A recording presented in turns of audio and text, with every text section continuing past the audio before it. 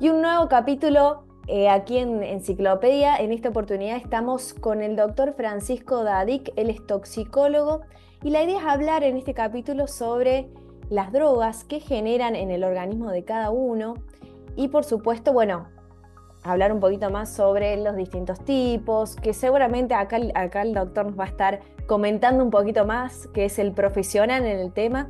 Así que muchas gracias, doctor, por estar aquí presente, por su tiempo. No, por favor. A vos, gracias por la entrevista y por llevar esto a la comunidad, a informar sobre esto que es muy importante. Doctor, bueno, quería arrancar preguntándole sobre cuáles son las drogas que más se consumen actualmente en Argentina. Bueno, Argentina, según las últimas estadísticas, tenemos un aumento muy importante en el consumo de cannabis. De hecho, ha aumentado más de un 15% de cannabis. Y las benzodiazepinas, ¿vieron? Son las que se conocen como las clonazepam, Mm, diazepam y demás, ellas han crecido mucho. Eso es lo que dicen las estadísticas. Después, por otro lado, nosotros sabemos y vemos que hay mucho consumo de drogas sintéticas nuevas, como por ejemplo el tusi, que antes no se veía tanto, la ketamina, que también ha empezado a consumirse en gran cantidad, y también de la cocaína fumada. De hecho, si miramos los datos quizás a 10 años atrás, lo que vemos es que se triplicó el consumo de cocaína, que aumentó 200% el consumo de éxtasis, y bueno, nada, y después ni hablar de él, el vapor y el alcohol, que siguen siendo dos sustancias, cigarrillo, vapor y alcohol, que se consumen mucho porque tienen poca percepción de riesgo, o sea, la gente cree que no hace nada. La edad de consumo de alcohol bajó, antes empezaban a los 16, ahora comienzan a los 14, y hay paridad de género, o sea, antes consumían más los varones, ahora consumen igual los varones y las mujeres, o sea, es un retroceso, es un problema. Eso es lo que se ujú. ve más en lo macro, ¿no? Bien. Y dentro de este tipo de drogas, ¿qué es lo que, por ejemplo, en este caso, con lo que más se consume, que recién decía estadísticamente, el tema de la marihuana? ¿Qué genera en el cuerpo?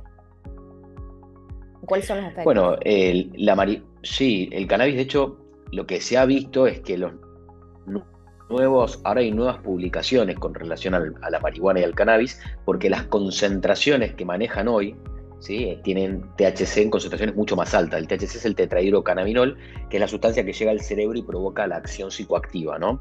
Tienen concentraciones mucho más altas. Entonces ahora se están viendo muchos más asociaciones, problemas psiquiátricos, como por ejemplo algo que se llama síndrome amotivacional, que es la pérdida de la voluntad de realizar actividades de la vida cotidiana, de tener amigos, de tener vínculos sociales afectivos y demás. También está vinculado a cuadros de psicosis, de esquizofrenia, a cuadros de ansiedad, de paranoia. Ujú. Incluso algunos estudios han mostrado que ya empieza a haber daño, por ejemplo, en el corazón. Hay un estudio que mostró que hay una asociación fuerte con afecciones en las arterias coronarias que irrigan al corazón, ¿no? Con Ujú. las nuevas concentraciones de cannabis, que a su vez se complica porque tenemos los cannabinoides sintéticos que todavía son mucho más potentes que lo que vemos en la planta, ¿no? Y también generan más daño. Eso es mezcla de algo de laboratorio, dice, lo sintético, esto que tiene la mezcla. E- Exactamente, Ujú. extraen los alcaloides de la planta y trabajan o los forman, los realizan en forma sintética, y esto muchas veces incluso se lo rocían después a la planta, pero Ah, tiene concentraciones de THC mucho más alta. Incluso eso lo ponen a veces en caramelos, en gomitas, en un mm, montón en chocolates y demás, chupetines, que hacen que cuando la persona los consume, la concentración muchas veces no era la que esperaba y tenga un efecto adverso, que le baje claro, la presión, que vomite y demás. claro. Más que nada por la alta concentración.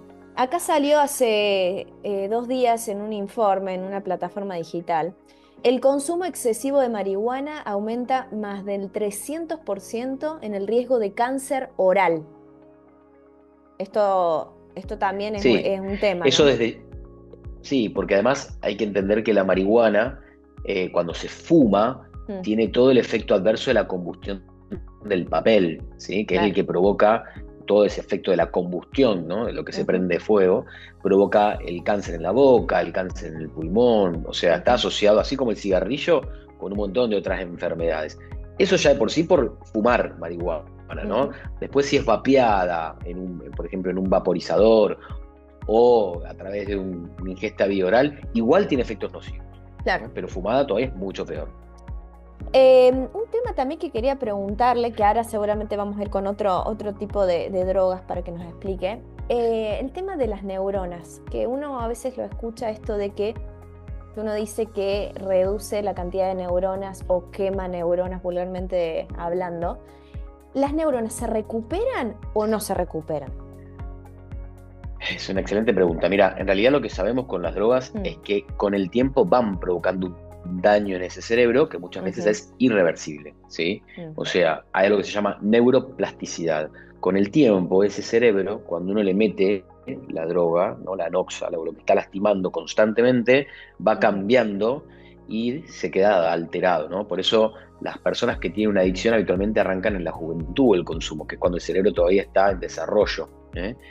Y son más impulsivas, tienen menos capacidad de reflexión, menos capacidad de análisis, porque daña áreas que son más que nada frontales.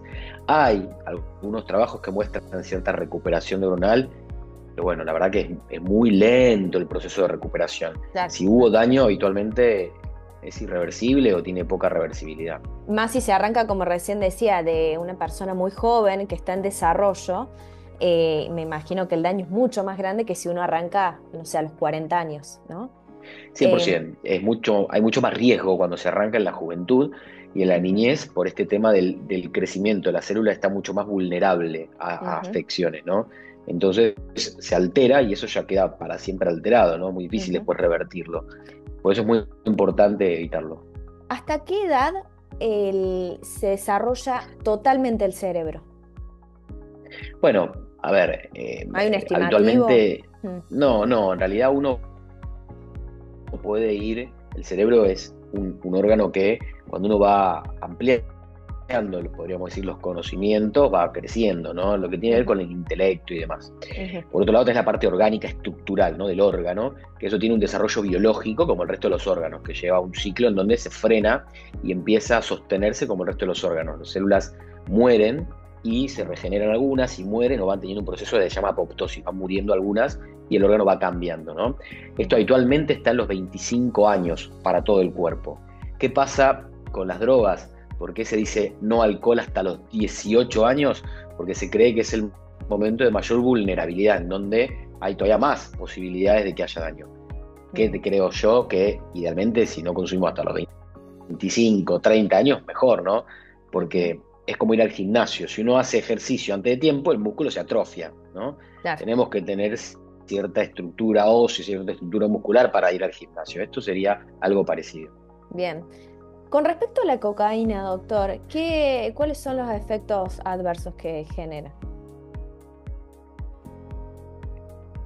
Bueno, la cocaína lo que provoca es un gran vasoconstrictor. Imagínense que tiene una manguera con agua, que esa es la sangre que pasa por la manguera, que es la sangre que pasa por las arterias y llega al tejido dándole oxígeno y nutrientes. La cocaína cierra esa manguera, ¿no? Entonces deja de llegar la sangre al tejido, cierra las arterias, deja de tener oxígeno en el tejido y sufre y se muere, ¿no? Principalmente, ¿qué tejido? Los que necesitan más oxígeno. El cerebro, por ejemplo, el corazón, el riñón, y además en las células de muchas partes del cuerpo, provoca liberación de catecolaminas, que son unas sustancias que están en el cerebro, provocando excitación psicomotriz, delirio, esquizofrenia, psicosis. Hay un montón de afecciones que pueden ahí variar en función de la concentración y de las características de la persona. Y después también afecta el corazón provocando arritmias, o sea, alteraciones del ritmo normal. Uno tiene un ritmo, es tum-tac, que es el tiempo que tarda el corazón en eyectar la sangre. Cuando uno consume este tipo de sustancias, hay una alteración que lleva a una arritmia que muchas veces puede ser fatal, como también sucede con el éxtasis y con otros estimulantes, que tienen mucha acción sobre el cerebro y sobre el corazón principalmente. Por eso son tan peligrosos en consumo agudo. Claro. Ahora que tocó una de las drogas sintéticas, éxtasis, ¿qué es lo que genera? Porque entiendo que es a la inversa la cocaína, ¿no? Es vasodilatador. No, es un simpático mimético, o sea, es una sustancia que provoca también un cuadro estimulante muy parecido al de la cocaína, con la liberación de catecolaminas, que son estas neurotransmisores que están en el cerebro, con un efecto muy parecido, con una acción un poco más serotoninérgica, es la acción química, que les da ese deseo de empatía, con cierta alucinación, con cierta cosa de distorsión de la realidad, Ujú. que hace que sea tan consumida, ¿no? Es un poco menos dura quizás en el efecto a la cocaína, provoca más sudoración, más hiperquinesia, por eso es que bailan tanto y necesitan moverse tanto. Mm. Pero el problema con el éxtasis es que es muy arritmógeno, o sea, afecta mucho el ritmo. Las personas se mueren en el boliche con una pastilla, con dos pastillas, lo cual ahí está como el mayor problema con el éxtasis. Y además que no sabemos qué tiene, como todas las sintéticas, imagínense, se hacen en una carpa clandestina en el medio de la nada, el mejor estilo Breaking Bad, lo cambian químicamente y lo tiran al mercado a ver cómo pega, y bueno, muchas veces pega muy mal, ¿no? Algo también que, a ver, ahora estamos hablando de las drogas de manera individual, ¿no?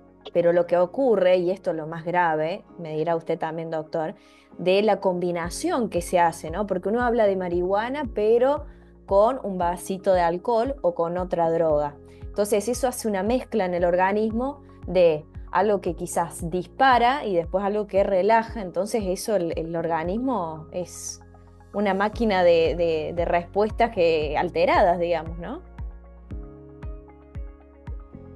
Exacto, encima algunas drogas tienen un efecto distinto. Por ejemplo, el alcohol es un depresor del sistema nervioso central, o sea, hace que no nos quedamos dormidos, apaga las funciones cognitivas. Y la cocaína, el éxtasis son estimulantes y tienen un mecanismo de acción distinto que cuando interactúan en el cerebro provocan un fenómeno paradojal, muchas veces en convulsiones o en cuadros que la persona no esperaba que sucedan, ¿no? Por ejemplo, Mm. mezclando alcohol con éxtasis o mezclando, por ejemplo, GBH con alcohol o ketamina con cocaína, se mezclan, hay muchas combinaciones, heroína con cocaína, muchas combinaciones distintas, en donde el efecto habitualmente es más nocivo que con la droga sola, ¿no? Claro, claro, exacto. Y para, bueno, ya ir de a poquito finalizando, doctor, una pregunta que siempre surge, esto de el tema del alcohol y el cigarrillo, que son consideradas drogas legales, pero justamente al ser drogas, ¿por qué no está prohibido en el mercado directamente?